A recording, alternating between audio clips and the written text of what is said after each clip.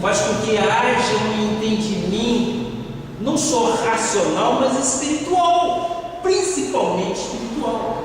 Por quê? Porque nós somos mais no espírito do que carne. Nós temos que compreender exatamente a vontade do Pai. E nós cremos que ao ouvirmos a palavra de Deus, nós somos modificados a entender a vontade. E nós cremos que o Pai tem sempre um recado para nós. E o tema que nós vamos falar hoje é a igreja, não temas, eu vos restituirei em dobro. Essa é uma palavra do profeta Zacarias. E neste versículo tem muita sabedoria de Deus para as nossas vidas. Vamos tirar proveito então daquilo que o Pai diz a respeito de restituição. Mas antes, porém, eu quero agradecer em primeiro lugar a Deus. Quero agradecer também a visita dos internautas que nos têm visitado sobremaneira. Queremos dizer com isso que você também é um abençoado do Senhor. Você é uma pedra viva. Você é um eleito do Senhor, um predestinado por Deus para a salvação. E o caso você mora aqui na Grande Florianópolis, eu quero te deixar um convite. Venha conhecer a Igreja Cristo Vive aqui em Florianópolis. Esta é a sua cidade de refúgio. Aqui nós estudamos a palavra de Deus. Aqui nós aprendemos a aguardar em Deus as realizações de nossos projetos. Nós não somos pessoas atribuladas, nós não somos pessoas angustiadas, não. Nós descansamos no Senhor. E receba de Deus a paz, esta paz que emana do meu coração, que seja você também atingido. Seja você então muito bem-vindo a Cristo Vive Floriano. Vamos então ao texto bíblico. O que diz a palavra? Quanto a ti, Sião, por causa do sangue da tua aliança, tirei os teus cativos da cova em que não havia água. Voltai à fortaleza, ó presos de esperança.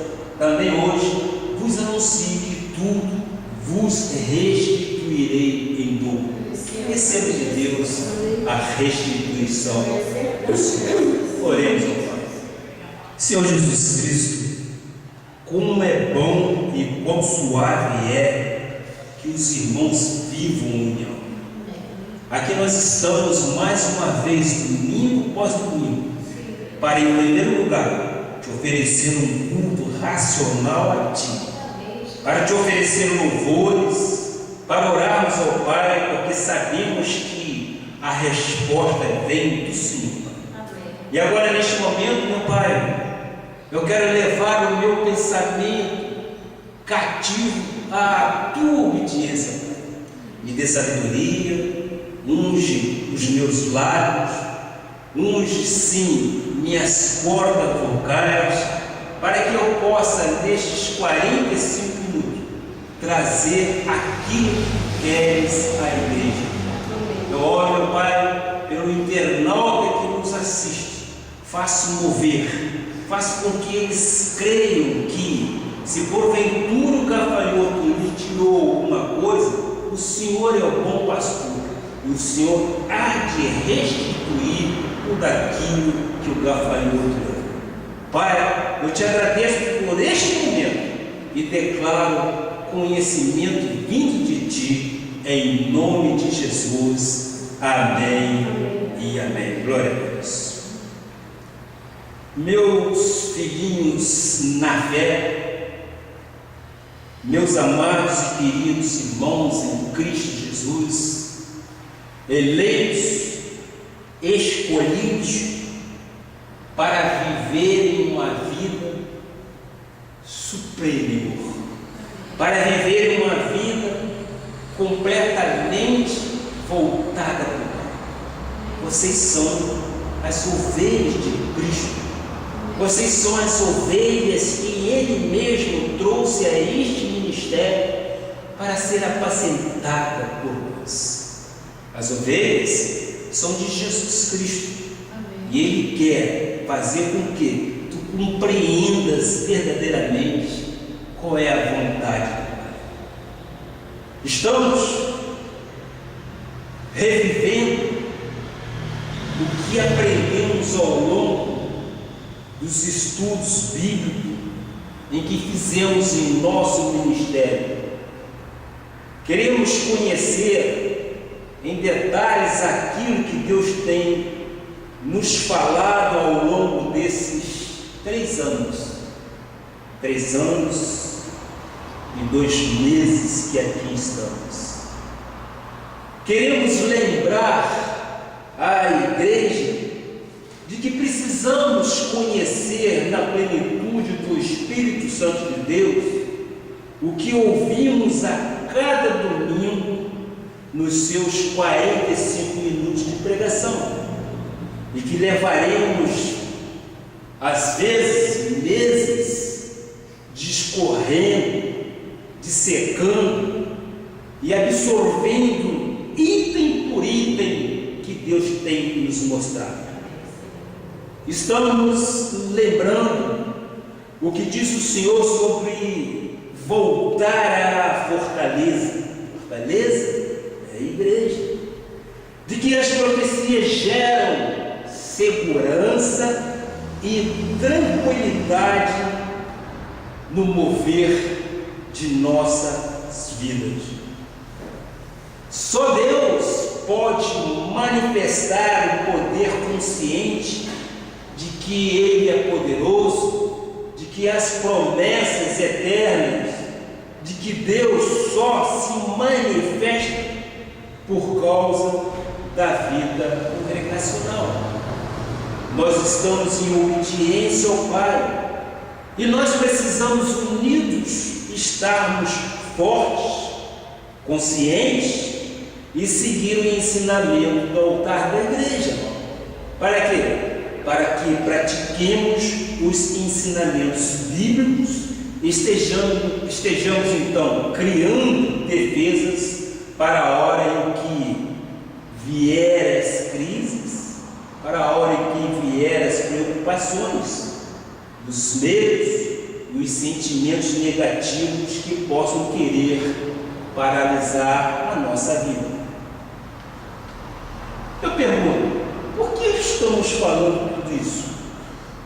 Porque há pessoas que deixam escapar grandes oportunidades por causa do medo de tentar. Sim, algumas pessoas sonham em começar um grande negócio. Quem não é sonhador? Quem não é sonhador vive. Tem que sonhar realmente. E às vezes as pessoas começam a pensar, começam a visualizar um grande negócio. Outros pensam em fazer um curso superior ou construir a sua própria casa, mas logo se detém ou se sente preso pelo medo de que algo não poderá dar certo. Desistem. O que o altar da igreja tem ensinado? O altar tem a responsabilidade de ensinar o povo de Deus a praticar a palavra e a orar. Por isso, nós aqui estamos todos os domingos orando. A fim de quê? A fim de que ninguém desista dos seus sonhos. Nós temos sonhos, a igreja tem um sonho. E no momento que criamos uma fortaleza, ou seja, um embate na nossa vida, na medida em que levantamos muros de proteção, não há mais preocupação ou medo que nos domine ou nos deixa desencorajados de uma forma correlada. Eu quero passar para a igreja que uma revista de circulação no nosso país mostra que 80% das pessoas desistem dos seus sonhos e optam por qualquer coisa que surja. Meu amado, eu quero, com a permissão da pastora Ana Lúcia, do exemplo da pastora. A pastora Ana Lúcia tinha um objetivo. O objetivo da pastora Ana Lúcia era fazer doutorado. E ela, por 2 ou 3 vezes, não conseguiu a aprovação. Mas ela insistiu e que já havia providências divinas para que isso tudo acontecesse. E aconteceu, venceu, e além do vencimento oportuno que teve, Deus não deu a ela, naquela ocasião, das 2 ou 3 tentativas, porque Deus queria algo mais dela. Que algo mais é isso? É algo espiritual. Foi quando ela conheceu o ministério Cristo Vive em Portugal. Ora, Deus deu a semente, ela lançou a semente e ela colheu os frutos desta semente. A pastora Ana Lúcia, doutora, se cumpriu aquilo que estava previsto, o que ela sonhou, se cumpriu as suas aspirações. Por quê? Porque Deus tem o controle, mas é o momento dele, e ela jamais desistiu. E nós estamos dando este exemplo para dizer o seguinte: tem pessoas que ficam paralisadas e impedidas de avançar em busca daquilo que aspiram e que desejam. Por quê? Porque estão neutralizados pelo medo. O medo é a pior arma que possa atingir o ser humano, porque o medo neutraliza, o medo impede de que você avance, e você só é derrotado se você tentar. Se você não tentar, você nunca será derrotado. Mas a derrota também lhe dá grandes ensinamentos. Apesar de ter uma derrota, não quer dizer que você perdeu a batalha. Então tem pessoas que desistem. O meu pai dizia sempre que a oportunidade é cotó. Não sei se vocês já ouviram esse ditado: a oportunidade é cotó. Quando ela passa, agarre com unhas e dentes para que você veja os seus sonhos realizados. Meus amados, não deixe que nenhuma oportunidade da vida possa passar por você. Tu deves enfrentar o medo e voltar a sonhar. Tenha essa aspiração no teu coração. Se você ainda não conquistou, nós sempre dizemos aqui que nós somos crentes, e nós somos crentes treinados a obedecer à palavra e aguardar que as manifestações de Deus aconteçam em nossas vidas. Ora, Ele nos deixou 1001 promessas para as nossas vidas, e nós temos que simplesmente esperar. Às vezes, outras pessoas nos veem como você é um sonhador. Não é sonho não. Isso é uma realidade bíblica. E se na Bíblia está escrito, nós cremos dessa forma. Então, nós cremos que devemos sim, sempre buscar os nossos objetivos para que possamos conquistar. Na vida, você tem que ter garra, você tem que ter coragem para avançar e nunca olhar para trás. Já me aconteceu aquilo, eu não consegui. Não, muito pelo contrário, você é filho do Altíssimo e grandes coisas advirão na sua vida. Ora, eu vou te dar um exemplo bíblico. O grande sábio Salomão nos dá instruções a esse respeito e nos mostra a quem devemos temer. 14, versículo 26. No temor do Senhor tem um homem forte e amparo. Temor, o que é temor? Nós vimos isso aqui no momento de oração. Temor é você ser obediente, é você ser temente a Deus, reverencialmente. Eis-me aqui.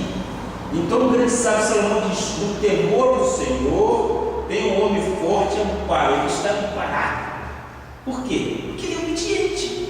Se ele não é um transgressor daquilo que a Bíblia fala a nosso respeito, então ele é um amparado por Deus, e isso é refúgio para os seus filhos. Nós somos filhos, nós somos amados do Senhor, devemos temer a Deus e sempre nos afastarmos do mal. Para quê? Para que não haja nenhum contágio. Quando agimos desta maneira, o que nós adquirimos? Adquirimos segurança, levantamos fortaleza, ou por que não dizer, nós blindamos os nossos pensamentos, vamos dizer assim. Nós levantamos fortaleza em muros intransponíveis, que ninguém poderá atingir. Deus é o nosso amparo, conforme diz a palavra. Deus é o nosso amparo, força e coragem para tentar, para ir em frente. Precisamos olhar para o futuro com olhos de esperança, meus amados. Tenha esperança naquilo que você tem o querer e o realizar. É necessário sim compreender que os medos, quando deixamos, dão conta de nós, tentando nos fazer desistir de tudo aquilo que é importante para nós, não é verdade? Se nós nos preocuparmos demais, se nós nos atermos com coisas de uma forma medrosa, nós não vamos andar, nós não vamos agir. Mas nós somos crentes vencedores em Cristo Jesus. Quando nós não tínhamos conhecimento de Deus, quando não temíamos ao Senhor e não fazíamos parte da sua obra, a obra de Jesus Cristo, não tínhamos o quê? Defesas espirituais, não é isso? Mas não tínhamos defesas espirituais. E muitas das vezes nós éramos considerados fracassados. Porque quando há medo, o inimigo quer se apoderar exatamente da sua mente, para que você titubie, para que você duvide e para que você não conquiste. Você já viu aquela pessoa que é chamada depressiva? A pessoa depressiva, ela é totalmente, como é que eu posso, imbuída no seu próprio pensamento. Ela é colocada dentro de vamos dizer assim, ela é colocada de uma forma retrospectiva, ela é introspectiva. Ela não consegue expor e nem tão pouco consegue alegria em seu viver. Por quê? Porque ela tem uma mente que não é a mente de Cristo. Quem tem a mente de Cristo tem um espírito de campeão, nada de depressão. A vida para nós não pode ser depressiva, muito pelo contrário, porque nós encontramos força em Deus. E quando nós temos dificuldade para sairmos de uma situação, nós encontramos amparo na palavra. A palavra de Deus é viva e ela é eficaz. Ela jamais retorna vazia. Eu quero continuar então com as instruções do sábio Salomão. Vamos mostrar isso biblicamente. Provérbios 13, versículo 11 diz assim: os bens que facilmente se ganham, esses diminuem, mas o que ajunta a força do trabalho terá o que? Aumento. Então, podemos concluir que sonhar exige determinação para vê-los realizados. As coisas, quando são muito fáceis, vão embora com muita facilidade. Agora, quando há trabalho, há projeto de vida, fortaleza, proteção, existe o quê? Acréscimo, existe aumento. Na vida que nós estamos vendo por grandes executivos, dirigentes de grandes empresas neste país, está completamente esboroada. Por quê? Porque conseguiu de uma forma fácil, conseguiu com muita facilidade, de uma forma desonesta. Mas veja então o resultado disso tudo: uma delação premiada que é público e notório, alguma coisa que se retornará para aquilo que é da união. O que nós queremos com isso? Nós queremos sim encorajar, nós queremos sim perseguir os sonhos de Deus na sua vida. Nós temos sonhos, nós temos desejos, nós queremos cada vez mais, mas de uma forma honesta. E Deus nos mostra através da Escritura. E eu quero mostrar para os amados de que forma Deus mostra isso através de Josué 1:9. Veja só: não te mandei eu ser forte e corajoso, não temas, nem te espantes, porque o Senhor teu Deus é contigo por onde quer que andares. Creia nisso? O Senhor é contigo por onde quer que andares. Deus é contigo em todos os momentos de suas vidas, de sua vida. Deus está exatamente cuidando de cada um de nós. O profeta Josué, inspirado por Deus, nos diz que não devemos temer. Devemos sim enfrentar a vida. Devemos sempre andar de cabeça erguida e não aceitar as propostas e o modelo do mundo. Nós já vimos aqui alguns testemunhos, e os testemunhos nos mostram. Mas por quê? Mas creio que Deus é comigo e ninguém será contra mim. Amém. E a vitória vem. Deus tira aquele juiz, Deus tira aquela pessoa de atribuir atos sobre aquele teu processo, e Deus mostra um outro. Amém. Ora, isto é plano de Deus para nossas vidas. Amém. Então, meus amados irmãos, vamos tratar de como quebrar esse espírito de derrota, pois na economia de Deus não há lugar para o medo de faltar nisso tudo. Nós sempre dizemos: Ele é o protetor de tudo aquilo que necessitamos. As nossas necessidades são providas pelo Deus de Eva. Ele é o provedor de tudo.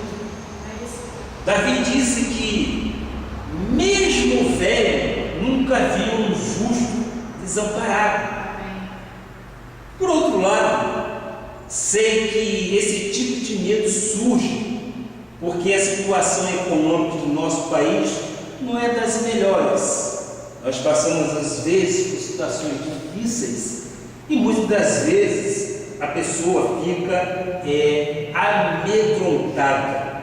Mas sei também que é uma economia ou um mundo corporativo que menospreza o valor do idoso, dizendo muitas das vezes que já passou o seu tempo proativo. Nós vimos, evidente, que o índice de desemprego cresce, principalmente nos grandes centros urbanos, que já acabaram exatamente com o quê?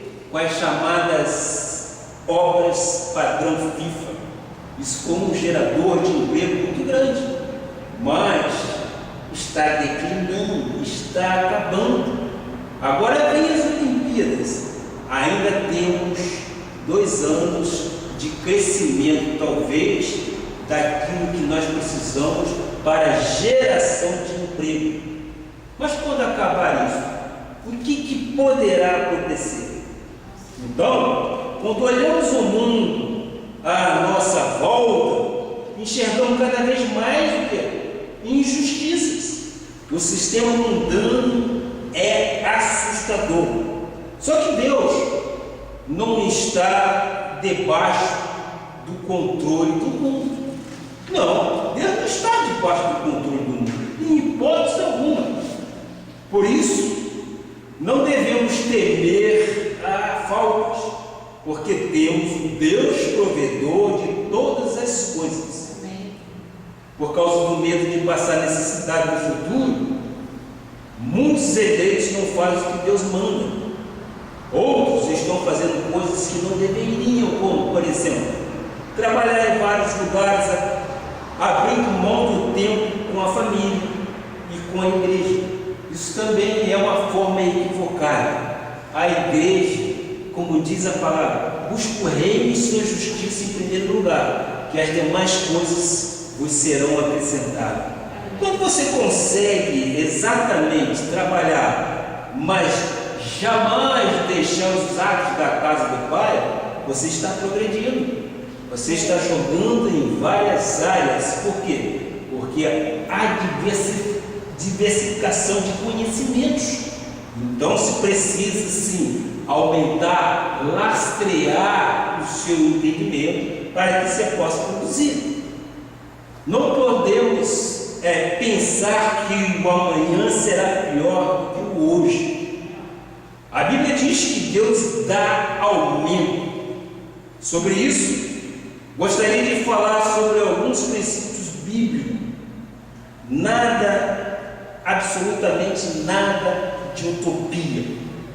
Falarei sim da palavra de Deus e daquilo que eu conheço, porque há exemplos e há testemunhos em nossa vida. Então, como se quebra o medo do futuro? Quebra-se de 2 formas: pela confissão e pelo conhecimento da palavra de Deus. A palavra de Deus diz: conhecereis a verdade e a verdade vos libertará. Você tem que confessar e você tem que trazer para si conhecimento. Para quê? Para que no momento de dificuldade você lance mão no seu alforje, e retire palavras de encorajamento, mas palavras bíblicas. E eu vou dar o exemplo de uma viúva. Uma viúva, o profeta Elias predizia dias difíceis. Havia uma grande seca e ele teve então um encontro com a viúva. Diz a palavra em 1 Reis 17, de 8 a 12. Vamos ver esse texto. Então lhe veio a palavra do Senhor dizendo: dispõe-te e vai a Serepta, que pertence a Sidom, e demora-te ali, onde ordenei a uma mulher viúva que te dê comida. Seguinte: então ele se levantou e se foi a Serepta. Chegando à porta da cidade, estava ali uma mulher viúva apanhando lenha. Ele a chamou e lhe disse: trazei, peço-te uma vasilha de água para beber. Indo ela buscá-la, ele a chamou e lhe disse: trazei-me também um bocado de pão na tua mão. Porém ela respondeu: tão certo como vive o Senhor teu Deus, nada tenho cozido, há somente um punhado de farinha numa panela e um pouco de azeite numa botija. E vês aqui, apanho 2 cavacos e vou preparar esse resto de comida para mim e para meu filho. Comeremos e morreremos. Havia uma situação difícil passando ali em Serepta. Havia uma viúva com fome, não chovia, e a viúva estava desamparada pela falta do marido e com um filho para criar. Desesperada, diz ao profeta que ela e o filho morrerão de fome. Ou seja, havia um medo quanto ao futuro. Havia um medo. E isso é normal, é natural, porque o ser humano começa a pensar dessa forma. Está faltando comida, não chove, está faltando dinheiro, não terei. Aí começa um pensamento nefasto, um pensamento ruim. E eu convido a igreja para ir aos versículos 13 e 14. Elias lhe disse: não temas. Agora vem a palavra de um profeta. A palavra é: não temas. Vai e faz o que disseste, mas primeiro faz dele para mim um bolo pequeno e traze-o aqui fora. Depois farás para ti mesma e para teu filho. Porque assim diz o Senhor, Deus de Israel: a farinha da tua panela não se acabará, e o azeite da tua botija não faltará, até o dia em que o Senhor fizer chover sobre a terra. É a promessa de Deus. A farinha não faltará até o dia em que fazer o Senhor chover. Não havia chuva, havia escassez de sementeira e de colheita. Logo não havia o quê? Não havia o que comer, mas sim havia fome e morte, desespero e desesperança. Para a viúva e para o povo de Sidom não havia amanhã, não havia futuro. Naturalmente, o medo da falta e da necessidade estava premente, estava presente. Esta palavra deve estar no meu e no teu coração em graça. O profeta Elias representa o reino de Deus, a igreja de Cristo.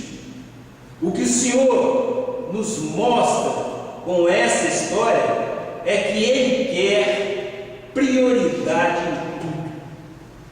Buscar o reino e sua justiça em primeiro lugar, que as demais coisas vos serão acrescentadas. Ora, vamos ver então as primícias aqui estabelecidas. Voltemos aos versículos 11 e 13, por favor. Isso. Indo ela a buscá-la, ele a chamou e disse: traze-me também um bocado de pão da tua mão. Elias lhe disse: não temas, vai e faz o que disseste, mas primeiro faz dele para mim um bolo pequeno e traz-o aqui fora. Ora, o que Deus está mostrando nesse texto? Que Ele estabelece critérios, Ele estabelece regras que devem ser seguidas. Ele disse por meio do profeta: traz primeiro para mim, para que eu possa ser abençoado, e você será abençoado porque você está ouvindo a voz de Deus. Não lhe faltará nada. A mulher estava aprendendo a quebrar o medo da falta e da morte, que era iminente naquele momento. No versículo 15, continuando, foi ela que fez segundo a palavra de Elias, assim comeram ele, ela e a sua casa muitos dias. Olha que bênção! A viúva obedeceu ao ensinamento do profeta, trazendo evidente para os dias de hoje, fez segundo a palavra do pastor, fez segundo a palavra do pregador, fez segundo o ensinamento que é passado ao altar da igreja. E por ela ter seguido os princípios estabelecidos por Deus, quebrou o espírito do medo, quebrou o espírito da falta e da necessidade. Meus amados, quando seguimos a palavra de Deus e confiamos nas profecias, nós somos prósperos, nós somos vencedores. Nós não podemos titubear, conforme disse meu amado irmão Luciano. Nós temos que crer, é confiar em Deus. Não podemos ter dúvida. A dúvida é inimigo da manifestação de Deus em nossas vidas. Mas se nós crermos de uma forma, ao lançarmos sobre Ele as nossas preocupações, Ele cuida. Ele ampara, Ele dá o sinal, Ele mostra exatamente o ponto que você precisa partir para conquistar. Ora, eu sempre digo, nós somos crente classe A. Por que eu digo isso? Isso sem soberba, é evidente, porque nós entendemos e compreendemos a vontade do Pai. Nós estudamos a Bíblia Sagrada. Nós não estamos falando aqui vãs filosofias humanas. Eu não estou trazendo para o altar aquilo que eu penso. Eu estou trazendo sim o pensamento de Deus através da Bíblia Sagrada. E se está na Bíblia, eu creio. Eu creio. Nós cremos. Nós cremos nas promessas de Deus para as nossas vidas. Então, meus amados e minhas amadas irmãs, não faltou nada para aquela viúva, não faltará nada para você, nada lhe faltará. Deus tem cuidado de você a cada momento. Meu amado internauta, creia no poder de Deus, creia que Ele age de uma forma sobrenatural e na sua vida e na vida da sua família não faltará absolutamente nada. A palavra de Deus diz: buscai o reino. Isso são as primícias que o Pai quer. Ele é rigoroso, Ele quer exatamente que você seja temente a Ele, que você seja obediente. Se assim você o fizer, você tem as vantagens, você tem as benesses, os benefícios da vida de ser um cristão em Jesus Cristo. Você crer no ressuscitado, você crer naquele que chamou Lázaro, sai para fora. Ora, é esse o Deus que opera em nossas vidas, é esse Deus a quem nós servimos, a quem nós devotamos total confiança, porque nós cremos no poder de Deus em nossas vidas. Amém. Nós cremos que Ele opera sim sinais e prodígios em nossa vida. Amém. Não aceite ser controlado pelo medo, não aceite ser controlado pela falta ou pela necessidade. Toma aí, neste momento em sua vida, uma decisão.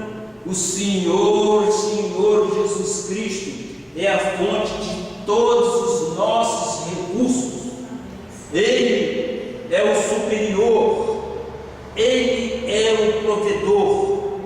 Aonde formos, a bênção do Senhor estará conosco.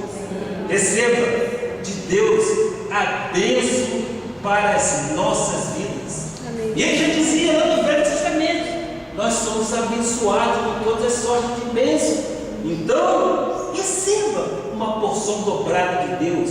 Tu nasceste para vencer, tu nasceste para ser um campeão. Não andes cabisbaixo, antes de cabeça erguida. O Deus que nós servimos é um Deus que cuida de nós, é um Deus que tem um zelo por nossas vidas, é um Deus que sabe o nosso amanhã, é um Deus que sabe também o nosso amanhecer e o nosso anoitecer. Ele cuida. Repouse em Deus, confie em Deus, confie de uma forma soberana, agrada-te do Senhor, que o Senhor satisfará os desejos do teu coração. Todos nós temos desejo, todos nós temos ambição, todos nós queremos o melhor, mas queremos segundo a vontade do Pai. E a Bíblia diz que a vontade dele é boa, perfeita e agradável. Compreendamos então isto. Creia, Deus é por ti. Amém. E ninguém será contra nós. Que assim seja. Amém. assim diz o Senhor. Vamos dar uma linda salva. Glória a Deus. Glória a Deus.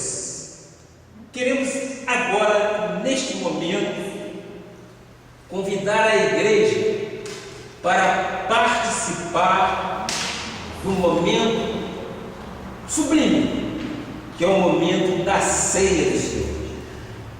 A ceia não é do pastor, a ceia não é de um grupo, a ceia é do Senhor Jesus Cristo. Amém. É Ele quem estabeleceu isto para que nós fizéssemos até que Ele volte. É exatamente isso que nós vamos fazer. Uma vez por mês, nós lembramos em memória, ou seja, um memorial, nós lembramos da morte e da ressurreição, principalmente da ressurreição de nosso Senhor Jesus Cristo. E foi lá na cruz do Calvário que Ele encravou todos os nossos pecados, que Ele encravou também as doenças. Nós somos corpos sãos, sadios, nós somos perfeitos em Cristo. Ainda que na vida nós passemos por tribulações, nós cremos que Deus já cuidou de tudo isso, e nós dizemos sempre, pelas chagas de Cristo nós fomos sarados. E Ele disse ao apóstolo Paulo, quando ele foi assunto ao terceiro céu: passa isso para a igreja, passa isso, fazer isto em memória de mim. Isto é uma lembrança, e para nós isto não morre.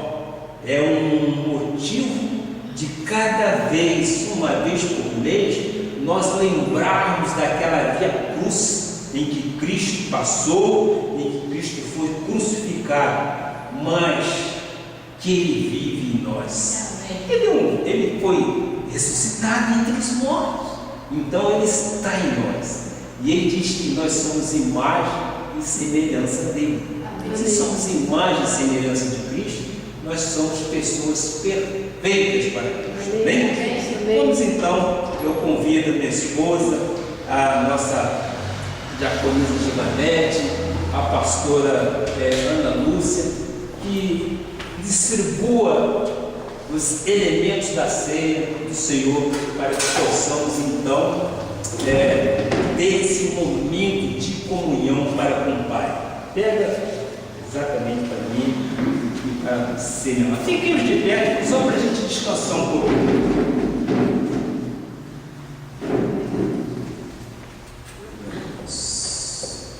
Nós estamos então distribuindo os elementos da ceia do Senhor aos membros da igreja, aos nossos visitantes também, porque a ceia não é minha, a ceia não é do pastor, a ceia é de nosso Senhor Jesus Cristo. Nós aqui, nós não imputamos pecado, e nós tampouco queremos saber se houve erro ou não. A Deus pertence tudo. Nós queremos sim que haja comunhão fraterna entre os irmãos. E este momento é um momento então que nós ceamos ao Pai, que nós lembramos da morte e da ressurreição de nosso Senhor Jesus Cristo. E diz a palavra que naquele dia em que Jesus foi traído, Ele pegou o pão em suas mãos, partiu e repartiu aos seus discípulos e os abençoou e disse: este é meu corpo. Quando comerdes deste corpo, vocês se lembrarão da minha morte e da minha ressurreição. Mas eu digo, com fé, se comerdes deste pão, vendo que aqui é o corpo de Cristo, algo de diferente em teu corpo vai acontecer. A cura divina já aconteceu na cruz do Calvário, e aqui nós estamos lembrando o momento, este momento de crucificação e um momento de ressurreição. Então, comamos deste pão como sendo o corpo de Cristo, e e vamos ver o milagre acontecer da cura em nossos corpos. Façamos isso em nome de Jesus. Comamos do pão.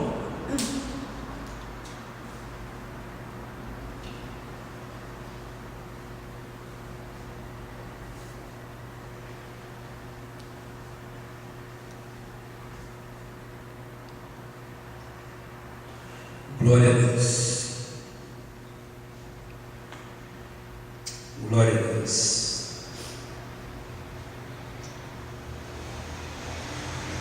Semelhantemente, diz a palavra, tendo tomado o cálice em sua mão, também o abençoou. E lembrou: este cálice é o cálice da nova aliança, daquela aliança que foi feita na cruz do Calvário. E a palavra de Deus diz que o fim da lei é Cristo. Ora, nós estamos aqui regozijados no Senhor, lembrando que esta é a nova aliança, a aliança que nós temos com os santos dos santos. O nosso Senhor Jesus Cristo, ele se fez o quê? Ele se fez exatamente carne para que nós pudéssemos ser vitoriosos em todas as coisas. Por isso, nós aqui estamos lembrando que o vinho tipifica aqui o sangue de Cristo. Façamos isso, bebamos o sangue do Cordeiro em nome de Jesus. Façamos isso.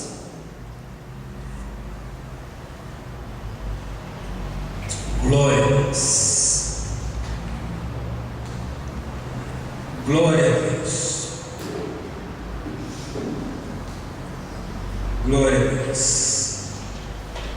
Sentimos que este momento, que é chamado de memorário, nós estamos reverencialmente revendo a morte e a ressurreição.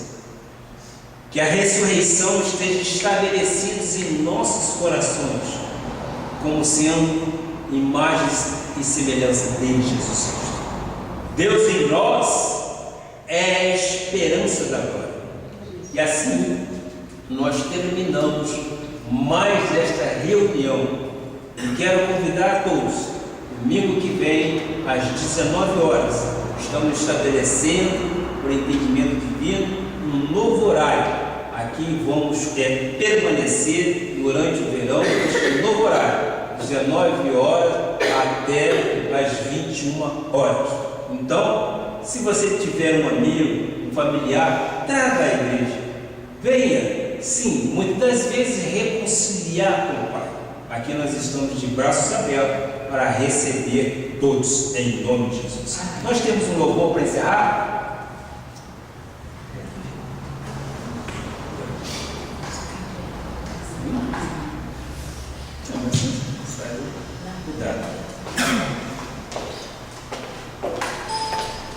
Vamos cantar então um louvor para que nós possamos encerrar de fato a nossa reunião.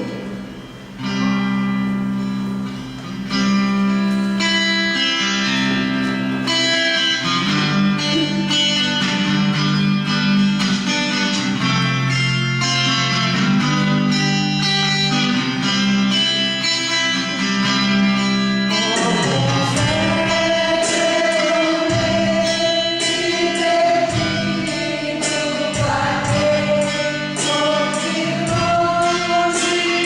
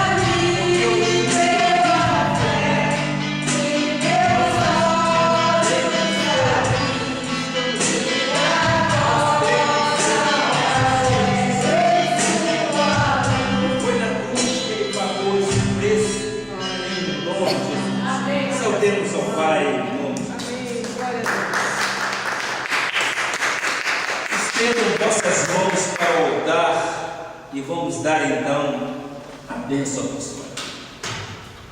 Que a graça, que a paz de nosso Senhor Jesus Cristo e as doces consolações do Espírito estejam com todos, hoje e para todos sempre. E agora eu te peço, meu Pai, que os anjos ministradores de guerra ministrem a favor de todos aqueles que retornarão aos seus lares. Em paz, em segurança serão